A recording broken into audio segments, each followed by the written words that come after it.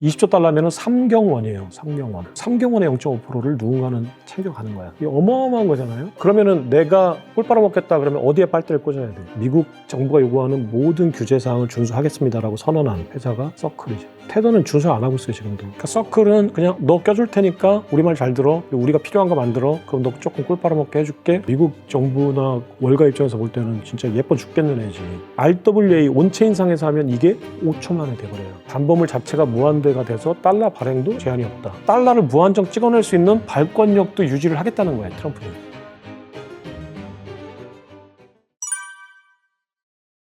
본질적인 거는 비슷한 맥락에서 얘기할 수 있을 것 같은데, 말씀드린 대로 화폐 시스템은 지금 일반 소비자들 입장에서 보면은 이 관문이라는 게 비용이잖아요. 근데 지금 말씀드린 대로 근데 기득권 입장에서 보면 관문을 많이 만들어 놓고 비용을 받는 게 좋으니까 많이 만들어 놨어요, 그동안. 그러니까 승인, 아까 검증, 상계, 이 두 개 합쳐서 청산, 결제, 그러니까 송금이죠, 간단히 얘기하면. 이게 말이 좀 헷갈리는데 결제는 그냥 송금이라고 하는 게 정확할 것 같아요. 그러니까 계약, 상계, 송금인데 이 상계가 사실은 돈을 버는 이제 게이트웨이가 엄청나게 많은 단계예요. 이제 근데 소비자 입장에서 이제 이 상계 과정에 들어가는 비용을 줄여주겠다고 하는 게 일론 머스크 엑스머니죠. 근데 실제로 돈이 도는 거는 우리는 소비자 입장이니까 잘 몰라요. 하지만 B2B 거래가 돈이 더 많이 돌아요. B2C보다. 우리 소비자들이 카드 긁는 거는 껌이에요. 물론 이제 질적으로 좀 달라요. 돌아다니는 돈이. 근데 B2B 거래, 은행과 은행 간의 거래, 신한은행과 국민은행이 거래를 해요. 어떤 거래를 하냐?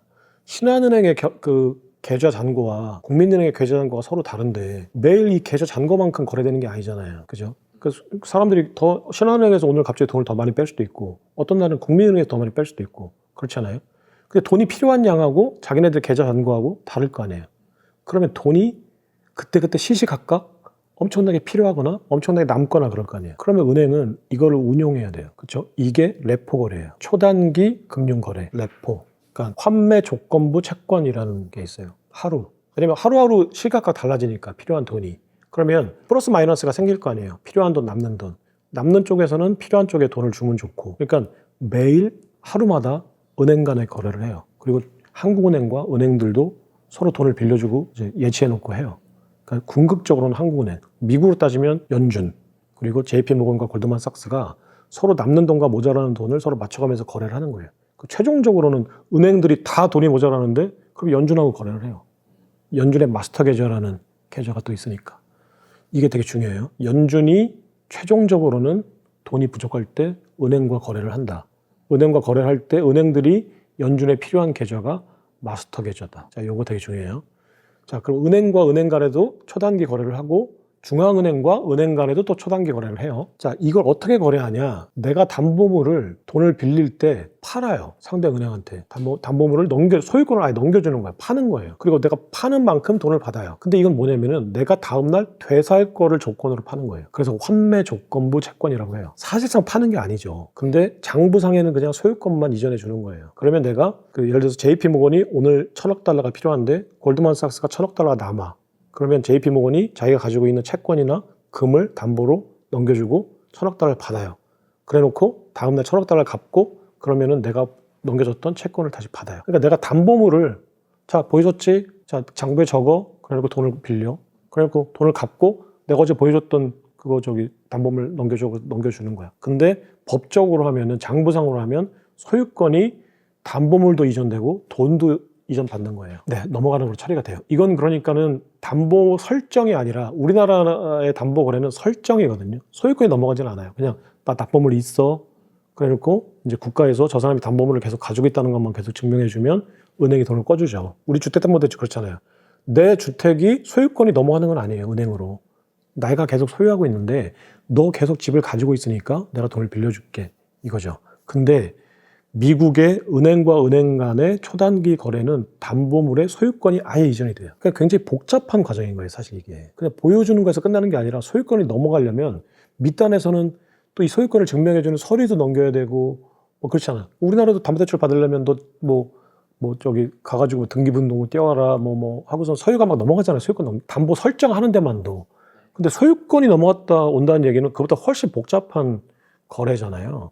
그러니까 이 레포 거래는 초단기 거래라는 이름에 걸맞지 않게 어마어마하게 복잡한 거래예요. 이거를 하루마다 주고받고 주고받고 주고받는 거래를 매일 하는데 은행들 간의 자금의 이제 잉여 부족이 매일 생기니까 그럼 요걸 이제 맞추는 그 전체 유동성이 있을 거고 여기서 이제 은행마다 또는 중앙은행 이 모든 기관마다 남는 거 부족한 거 쫙 있는데 이거를 쫙 맞춰주는 거래가 이제 초단기 환매 조건부 채권 거래라고 하는 레포 거래라고 생각하시면 돼요. 이거는 전체 수족 간에 있는 물의량과 밑단에 있는 여기는 뭐 계단도 있고 뭐 높낮이가 다 다른데 이 높낮이를 쫙 맞춰주는 그래서 평탄하게 깔아주는 이 거래가 레포 거래인데 이 거래가 하루에 그러니까 초단기 거래니까 하루 거래량이 중요하잖아. 이거는 뭐 월간 이용자 수 이런 게 중요한 게 아니고 이 하루 거래량이 글로벌리 전 세계가 20조 달러를 해요. 1조 달러가 1500조 원이니까 10조 달러면은 1경 5천억 원이고 20조 달러면은 3경 원이에요. 3경 원. 자, 그러면 3경 원에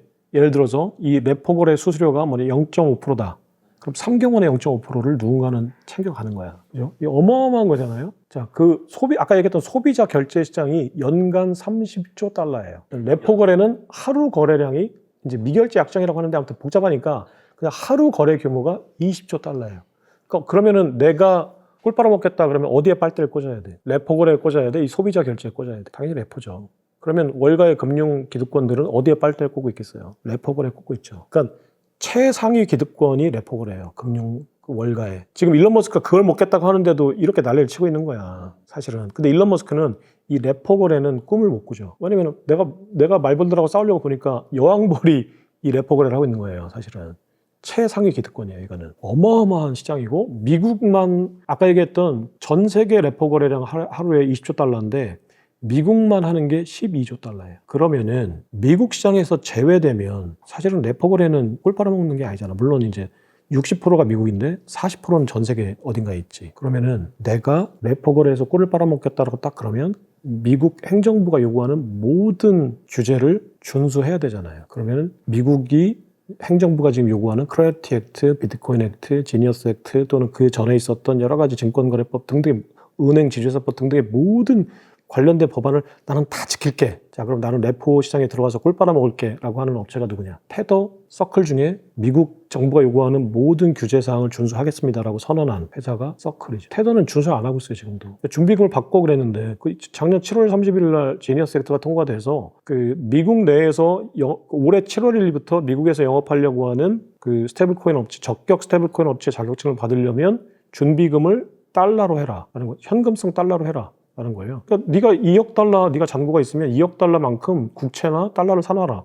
그랬는데 테더는 비트코인도 있고 금도 있어요. 그러니까 미국 말을 안 듣죠. 그러니까 테더는 난 니네 말 듣고서 미국 시장에 들어가는 게 아니라 나는 나머지 다른 나라 시장들, 아프리카, 유럽, 중동 등등의 남미 달러를 쓰지 않고 계좌 그 나라 법정화폐가 위험한 국가들을 들어가서 전 세계 그림자 금융을 먹겠다. 물론 그림자만은 아니지만. 니네 말 안 들어도 시장 많다. 꿀 떨어질 때 많다. 레포만 따지면은. 근데 이제 미국 시장에 가만히 보니까 이거 내가 성가시긴 한데 미국 시장을 버려가지고서는 내가 꿀 빨아먹기가 좀 힘들 것 같은데라고 생각한 게 이제 서클이고 서클은 미국이 요구하는 모든 규제, 금융 규제를 다 준수하고 그러니까 적격 스테이블코인 업체 자격증을 현재까지는 받은 거의 유일한 업체죠. 서클만은 아니지만 얘는 이제 시장 점유율 따지면 테더 아니면 서클인데 테더는 안 하겠다고 했고 얘는 모든 걸 준수하겠다고 했고 근데 테더도 바보가 아니니까 USDT 말고 USAD인가라고 하는 USAC인가라고 하는 미국 내 규제를 준수한 자회사를 미국 내에 만들었어요. 테더도 그러니까 보관은 있어요. 미국 내에서도 하겠다는 거예요. 자기 자회사를 만들어서 그게 있고 그러니까 얘네도 미국 시장을 버린 건 아니다. 이제 다른 방법으로 이제 하겠다. 근데 미국 이제 선언하고 아예 그냥 미국 시장만 먹겠다. 미국 시장뿐만이 아니라 그냥 전 세계 규제 준수 시장을 먹겠다라는 게 서클인데 일단 아까 제가 사전에 말씀드린 이 기초 지식에서 기초 이제 개론에서 지금 현재 기득권이라고 하는 최상위 기득권은 결국 백악관이거든요. 미국에서도 백악관이 원하는 거는 39조 달러 이상 발행해야 되는 앞으로 39조 달러가 거의 맥스가 찼는데 더 발행해야 돼 국채를. 그럼 미국은 39조 달러의 부채를 어떻게 굴릴 거냐 이제 백악관은 이 고민을 하는 거고 재무부하고 그 밑에 있는 월가의 기득권 금융사들은 20조 달러에 달하는 전 세계 레포 시장을 어떻게 내가 먹을 거냐라는 거고, 이제 테크놀로지, 서클 같은 테크놀로지 업체나 엑스머니, 물론 이제 이건 소비자 금융인데, 이제 그 새로운 이제 실리콘밸리 천재들은 내가 저기 어떻게 좀 들어가서 저 레포 시장의 꿀을 어떻게 좀 같이 빨아먹을 수 있을까라고 하는 말 잘 듣는 이제 실리콘밸리 업체들이 있겠죠. 이 3자가 지금 어떤 생각을 하고 있는 거냐라는 거예요. 그러니까 첫 번째, 최상위 포식자인 백악관은 국채를 팔아야 된다. 자, 밑에 있는 여왕벌은 레포 시장에서 내가 그동안에 갖춰놨던 이 꿀 빨아먹는 빨대를 빼지 않겠다. 밑에 새로운 기술업체들은 내가 어떻게든 저기 알랑방구 껴서 꿀을 좀 같이 빨아먹고 싶다. 이 3자가 이제 해나가는 사업들인 거예요, 결국은. 그러면 이번에 서클에서 아크라고 하는 이제 그 메인넷을 하나 만들겠다고 선언을 하고 투자를 유치를 받았는데, 거기에 투자를 대규모로 하고 들어온 대표적인 업체가 블랙록과 아이스라고 하는 업체가 있어요. 블랙록은 대표적인 세계 1위의 자산운용사인데, 그렇다면 온체인 상에서 뭘 하려고 하는 거냐, 그러니까 블록체인 상에서 뭘 하려고 하는 거냐, 지금 비들이라고 하는 미국 국채를 담보로 한 온체인 펀드를 만들어서 파는 업체예요. 그러면 이건 뭐냐면 레포 거래에 쓰이는 담보물이에요. 그죠? 아까 얘기했던 레포 거래에서는 국채를 넘겨주고 돈을 융자받는다고 했잖아요. 이거를 온체인 상에서 앞으로 이제 해야 되는데, 이제 이유는 당연히 있죠. 왜냐면 이 청산 과정에 들어가는 비용을 얘네도 줄여야 되는 거 알아요. 근데 이 청산 과정에서 들어가는 비용을 기술업체들이 들어와서 줄이겠다고 하면 자기네들이 빨대를 뺏기니까, 얘네들 스스로가 그렇다면 우리가 청산 과정에 들어가는 그 비용을 줄여서 이 시스템 자체를 효율화시키자. 그래서 택한 게 얘네들도 결국은 이제 블록체인 망을 채택을 한 거예요. 그 대표적인 주자가 이제 블랙록이라고 하는 업체인데, 블랙록은 RWA라고 하는 자산 토큰화에 목숨을 거내드려요. 그러니까 자산 토큰화한 거 뭐냐면 국채를 블록체인 토큰화하고, 부동산을 블록체인 토큰화하고, 주식을 블록체인 토큰화하고, 석유를 블록체인 토큰화하고, 간단히 얘기하면 전 세계 모든 거를 토큰화하겠다는 거예요. 그럼 얘네가 토큰화해서 뭘 할 거냐라는 거예요. 기본적으로 토큰화하면 이게 소유권 이전이 편해지니까 소비자 거래에서도 편하죠. 내가 국채를 살 때 실제 국채를 사는 것보다 온체인 국채를 사는 게 훨씬 더 편하고, 내가 아파트에 투자하고 싶을 때도 강남 아파트 직접 사는 것보다는 내가 토큰을 사는 게 더 편하니까, 이 B2C 사업도 먹겠다는 거지만 얘네가 1차적으로 먹겠다는 시장이 뭐냐면 아까 얘기한 레포 시장이에요. 그래서 지금 만들어 놓은 게 비들이라고 하는 국채하고 MMF라고 하는 초단기 채권이 있는데, 이 초단기 채권을 묶어서 블록체인 상에서 만들어 놓은 펀드예요. 그럼 이거는 RWA의 일종인데 지금 현재 가장 우수한 담보물이죠. 온체인 상에서는. 그죠? 블랙록이라고 하는 세계 1위의 자산운용사가 만든 담보물이에요. 그러면 은행들이 온체인 상에서 담보 거래를 할 때, 레포 거래를 할 때 뭘 쓰냐면 비드를 쓰면 되죠. 이거는 왜냐면 온체인 상에서 24시간 결제가 가능하니까 청산 결제에 들어가는 비용이 획기적으로 줄어들어요. 그러면 이 20조 달러에 달하는 레포 시장을 기득권들이 어떻게 지킬 거냐? 온체인화 해야 된다. 일단은 첫 번째는. 그럼 온체인화한 이 사업자들 중에 일단 담보물은 누가 공급할 거냐? 가장 앞서 나가는 게 블랙록, 비들 채권. 여기에 백악관은 앞으로 블랙록이 취급하는 RWA 채권에 재무부가 만든 금 채권과 비트코인 채권을 넣겠다는 거예요. 이거를 제가 지난번에 얘기한 금본위제, 비트코인 본위제가 이 개념이에요. 구체적으로 들어가면, 그럼 재무부가 비트코인을 RWA로 만들어서 어떻게 할 거냐라는 건데, 재무부가 만든 금 증권과 비트코인 증권을 누가 사냐? 누구한테 수탁하는 거냐? 블랙록이나 JP모건한테 맡겨요. 네, 맡기면 얘네들이 그거를 이제 금고에 넣어놓고 이제는 파생 상품을 만드는 거예요. 그걸로 펀드를 만들든 뭘 만들든 유동화시키는 거예요. 그래서 이 온체인 상에서 금융사들이 미국 재무부가 만든 금 담보 채권과 비트코인 담보 채권을 레포 거래의 담보물로 사용하게끔 하겠다는 게 지금 백악관 재무부의 구상인 거예요. 그게 그렇다면 결국 재무부의 입장에서는 금과 비트코인을 담보로 달러를 찍어내는 개념이니까 이게 이제 디지털 금 본위제라고 제가 한 거고, 이게 지금 재무부가 어쨌거나 그들이 발행한 채권을 월가가 돌려줘야 되는데, 지금 월가는 처음에는 이렇게 손살을 쳤다가 자기네들이 빨대를 지키려고 보니까 지금 미국의 그 트럼프 대통령과 그리고 밑에 있는 이 자신들을 도전하는 이 그 기술 기업들을 자기네들이 포섭해서 할 수 있는 거야, 이거를. 결국은 내가 그 재무부가 발행한 금증서, 비트코인 증서, 온체인 증서죠. RWA를 내가 갖다가 수탁 받아서 이걸 굴리면 20조 달러 달하는 여기에 수수료를 앞으로 편하게 얻어먹을 수 있으니까 그래 그러면 또 아무리 월가라고 하지만 백악관과 싸우면서 할 수는 없잖아. 그러니까 오케이. 너는 재무부가 그러면은 금과 비트코인하고 채권을 가지고 너는 RWA 만들어. 그럼 우리가 RWA를 가져다가 굴려서 레포 거래로 쓸게. 담보물로 쓸게. 그러면 이게 이제 거래가 왔다 갔다 하면서 제가 은행 계좌에 대출이 왔다 갔다 하면서 화폐가 만들어지는 거라고 했잖아요. 그러면 RWA, 금 RWA, 비트코인 RWA가 블랙록이나 JP모건이 수탁 받아서 이걸 굴려서 왔다 갔다 하면서 사실상 담보물이 화폐처럼 증가하는 개념이에요.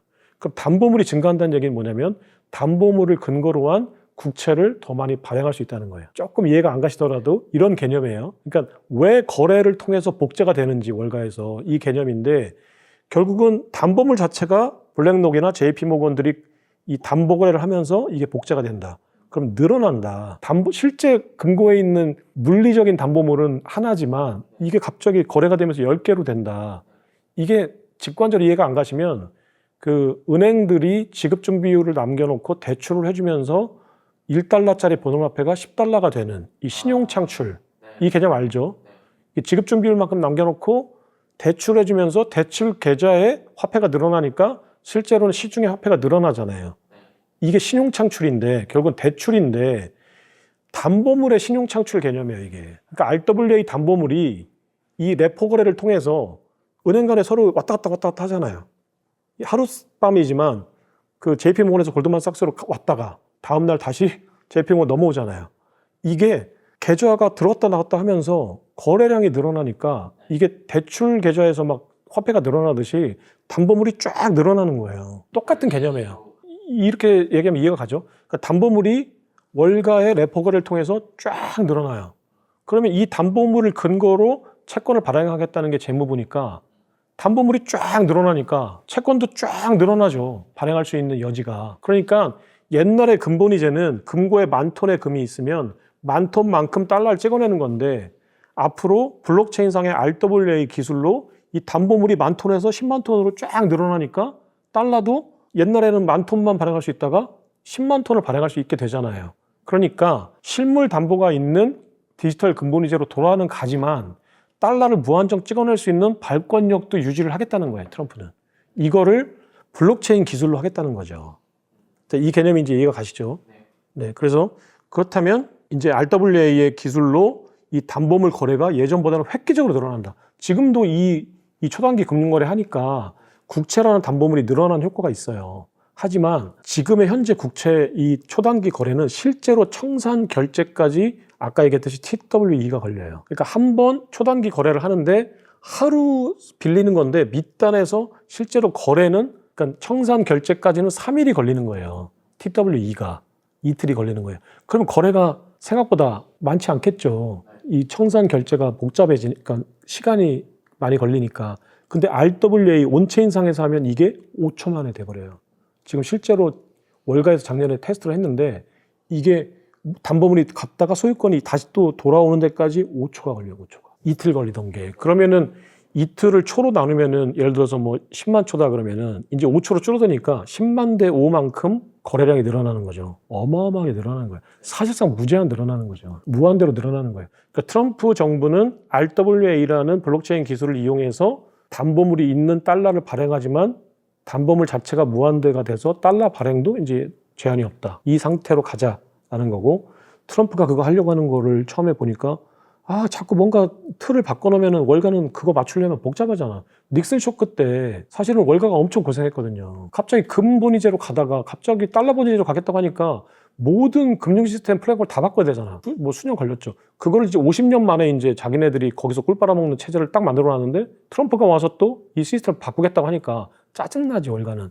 근데 시스템을 바꾸겠다고 하고 나서 가만히 짜증나고 막 하는데 가만히 보니까 우리도 저 블록체인 기술을 써야 되고 근데 우리가 RWA 기를 잘 쓰면은 꿀을 더 많이 빨아먹을 수 있겠다. 그러니까 좋아 그러면 백악관이 하는 거 박수 쳐주자. 자 그럼 너 그렇게 해. RWA 발행해서 채권 발행해. 그럼 우리가 그 RWA 가서 받아가지고 이거 파생 상품 만들어서 레포 거래하면서 복제해 줄게. 너 좋고 나 좋지? 그럼 너 이제 앞으로 우리한테 협조해? 그리고 이제 트럼프가 그동안 월가에 굉장히 반세력이었는데 이제 이 RWA 시장에서는 지금 꽁냥꽁냥 하는 거고, 근데 여기서 그럼 이걸 거래하려면 고속도로가 있어야 되잖아. RWA라고 하는 상품을 왔다 갔다 해야 되려면 레일이 있어야 되잖아. 그 레일을 깔아주겠다는 게 누구냐? 서클이에요. 서클이 지금 이 그 비들이라고 하는 RWA 상품을 어디서 운영하냐면은 이더리움에서 해요. 스테이블코인이나 이제 그 RWA나 이제 NFT의 통로죠. 자, 근데 갑자기 지금 JP모건이나 골드만삭스 같은 기존의 금융사들이 이더리움 상에서 RWA 거래를 하게 되면은 수수료 가스비를 이더로 지불하거든요. 근데 이더가 결정적인 결함이 하나 있어요. 클립토가 변동성이 있잖아, 같이 스테이블하지 않아요. 그러니까 내가 몇 이더 주겠다, 이제 수수료를 몇 이더를 줘야 되잖아. 그럼 이더 자체가 가치가 변하니까 그러면은 골드만삭스나 JP모건에 있는 이 CFO는 회계장부 정리할 때 내가 적으려고 보니까 가치가 왔다 갔다 해. 아, 짜증나는 거야. 이게 적을 때마다 시시각각 변하니까 이거 데이터도 많이 받아봐야 되고, 또 이거 회계장부 적을 때 이 손익계산을 예측해야 할 수가 있어야 되는데 이 비용 예측이 안 되니까 수익 예측이 안 되잖아요. 이런 결함이 있어. 근데 이번에 그 서클이 만들겠다고 하는 이제 메인넷, 이더리움 같은 메인넷, 이 레포 거래가 가능한 RWA 거래가 가능, 기관 간의 RWA 거래를 전담하는 레일을 만들겠다고 딱 내놓은 게 아크라는 레일인데, 이 아크라는 레일의 가스비, 통행료는 뭐냐면 USDC, 이거는 스테이블 코인이잖아요. 딱 못 박혀 있는 거야. 그러니까 비용이 예측이 가능해지죠. 그러니까 이더보다는 이게 훨씬 더 어떤 게 더 시스템이 안정적이다, 효율적이다 이런 걸 떠나서 일단 기존의 금융사들, 기존의 기업들, 실무자들은 사실은 내가 최상의 효율을 누리겠다 이런 게 아니라 내가 결제받기가 편안한 게 장땡이거든요. 그러니까 그 골드만삭스나 그 JP모건의 CFO들은 내가 제이미 다이먼 회장한테 가서 도장 찍어야 되는, 도장 맞고 결제하고 빨리 퇴근해야 되는데 갑자기 막 비용이 막 왔다 갔다 하면 결제를 못 맡으니까 얘는 뭐가 더 좋다 이것보다 결제 빨리 맡을 수 있는 게 좋잖아요. 그러니까 서클이 가만히 보니까 이더리움이, 부테린이 만든 이더리움이 자꾸 이 가스비가 비용 예측이 안 된다라는 거를 CFO들이 불편해한다라고 하니까 야, 저거 잘 만들어 놓으면 꿀 빨아먹겠는데 그런 거지. 그렇게 해서 만든 게 아크라는 거예요. 그래서 아크를 만들어서 전 세계 금융사들한테 니네들이 앞으로 레포 거래할 때는 이 아크에 들어와서 그 서클, 그 USDC로 거래를 하게 되면 니네 회계장부에 실시간으로 적을 수 있고, 그럼 빨리 결제 받고 퇴근 빨리 하고 휴가 빨리 간다. 어떻게 할래? 라고 하니까 이거 괜찮은 건데, 그러니까 이제 그 블랙록도 투자하겠다고 하고, 이제 아이스라는 데가 또 투자하겠다고 했어요. 근데 아이스라는 업체가 뭔지 아세요? 아이스. 근데 여기서 말하는 아이스는 인터컨티넨탈 익스체인지라고 해서 국제 거래소. 그러니까 전 세계에 있는 거래소, 꿀 빨아먹는 거래소는 다 아이스 거라고 생각하시면 돼요. 가장 대표적인 게 뉴욕 증권거래소. 아이스가 뭐 회사인데, 스케쳐스라는 그 사람이 유대인이 만든 이제 인수한 거야, 사실은. 인수한 거래소가 아이스라는 거래소인데, 이 거래소는 청산 결제에 특화된 회사죠. 그리고 전 세계에 이제 꿀 빨아먹는 거래소를 많이 운영하니까 뭘 많이 가지고 있냐면 데이터베이스, 거래에 관한, 청산 결제에 관한 데이터베이스가 무궁무진하지. 이제 제가 키워드로 말한 게 지금 일단은 거래 시스템, 청산 결제 시스템이 있는 회사고, 두 번째는 그걸 운영하면서 쌓아온 데이터베이스가 있죠. 둘 다 중요해요. 이 청산 결제 시스템을 온체인화 하겠다는 거지. 블록체인화 하겠다는 건데, 그러려면 아크 같은 이 고속도로가 필요하잖아요. 네, 그래서 이번에 그 아크, 그러니까 사전 투자를 받았는데, 프라이빗 이제 인베스트먼트라고 해서 이제 사전 투자 조사를 했는데, 제일 들다같이 오픈런에서 달려온 애가 그 블랙록, 아까 얘기했던 비들 운영하는 회사고, 두 번째로 달려온 회사가 아이스예요. 그 아크 잘 활용하면 자기네들 청산 결제 시스템에 그 온체인화 했을 때 딱 맞으니까.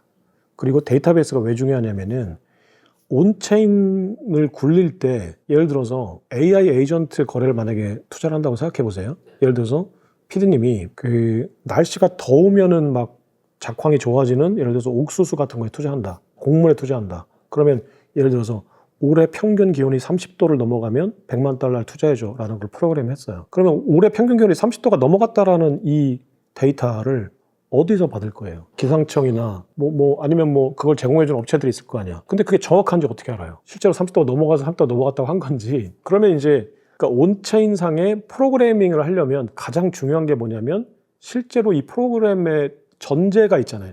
뭐뭐 하면 뭐 하자라는. 이게 이제 결국은 무슨 얘기냐면, 그러니까 프로그램 된 대로 실행을 하는 거잖아요. 이게 이제 결국은 그 스테이블 코인의 프로그램을 입히는 방법인데, 그러면 이 전제에 들어가는 이 데이터를 오라클이라고 하거든요. 그러니까 오프체인상에 실제 세상에 있는 이 데이터를 이제 온체인상으로 옮기는 이 정보, 이거를 오라클이라고 하는데, 그러니까 이 오라클 문제가 어떤 문제냐면, 내가 프로그램을 입힐 때 뭐뭐 하면 뭐뭐 하자라고 하는데, 이 뭐뭐 하면에 들어가는 이 데이터를 도대체 어디서 받아올 거냐, 오라클 문제라는 게 생기는 거예요. 근데 내가 아까 얘기했던 AI 에이전트들이 앞으로 레포 거래를 초 단위로 막 할 거 아니야? 이럴 때 그럼 뭐뭐 하면이라는 이 데이터를 도대체 어디서 갖고 올 거냐? 이게 아이스라는 거예요. 왜냐면 아이스가 거래에 관련된 어마어마한 데이터들이 있으니까 앞으로 그 레포 거래에 쓰이는 그 오라클 문제를 아이스가 해결해 주겠다. 그래서 들어온 거예요. 그리고 자기네들이 이제 실제 청산과 결제를 이제 온체인상에서 해서 꿀을 빨아먹겠다.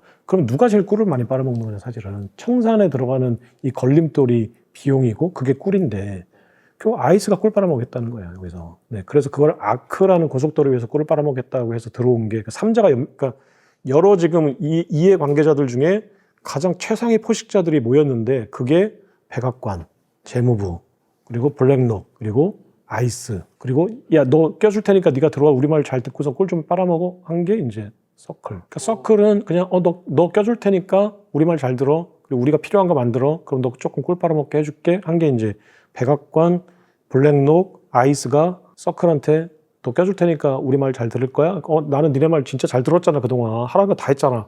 자, 그럼 꿀 좀 줘. 그러니까 오케이, 꿀 빨아먹게 해줄 거니까 아크 만들었네, 이거 우리가 필요한 거네, 그러면 너 들어와서 꿀 빨아먹어 한 게 이제 서클인 거고, 테더는 너 우리 말 잘 안 듣는데 너는 그럼 나가서 나이지리아 가서 영업해, 이런 거고. 서클은 이제 꿀 빨아먹겠다고 이제 그 모든 규제 조건에 맞는 이제 고속도로를 만들어줬는데, 이제 아까 얘기했던 CFO들의 막 얘기를 듣고 그래, 이런 거 우리가 만들면 돈 꿀 빨아먹겠는데 해서 만든 게 아크고.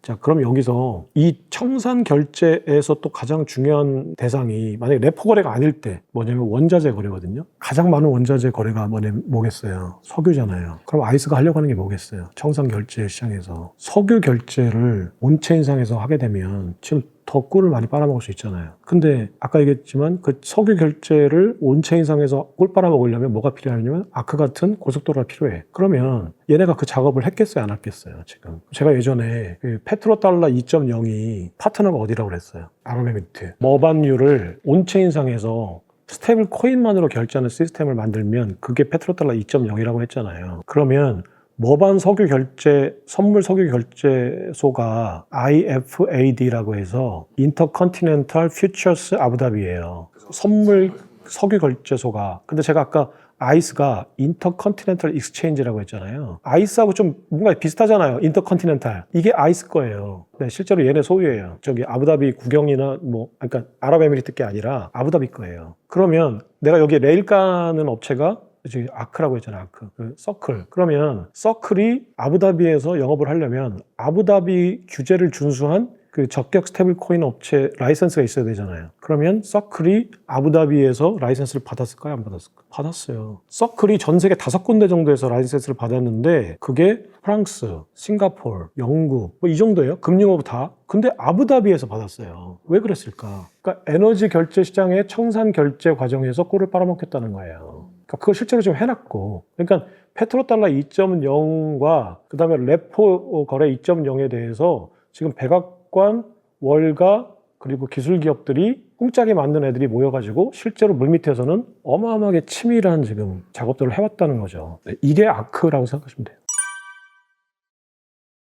그 고속도로를 까는 최고 이제 핫발이, 그러니까 기득권 애들이 볼 때는 너 껴줄 테니까 와서 우리가 말 잘 듣는 역할을 해달라 라는 게 서클이죠. 일론 머스크는 내가 저걸 하려면은 내가 지금 말벌들의 말을 잘 들어야 되는데, 일론 머스크 나는 그거 안 하겠다. 난 니네가 얘기하는 규제 준수 안 할 테니까 나는 B2C 시장을 먹겠다라는 게 이제, 왜냐면은 얘는 사실은 실물 경제를 보고 있으니까, 실물 경제는 이제 쉽게 얘기하면은 이제 B2C 시장이니까 나는 실물 경제를 지배하겠다라는 거고, 이 레포 거래는 이 판타지를 교환해서 먹고 사는 애들이야.